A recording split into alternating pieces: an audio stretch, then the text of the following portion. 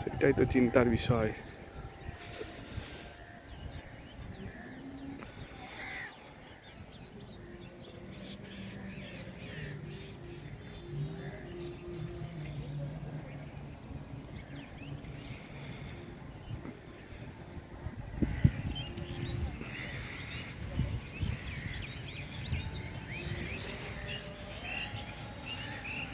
এসব নৌকার কাছে ছবি তুলিয়া কত রকম করে ছবি তুলতে হবে তার ঠিক নাই।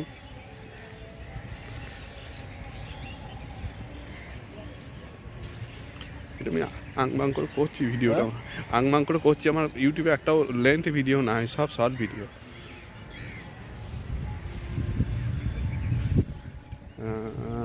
ঠিক আছে।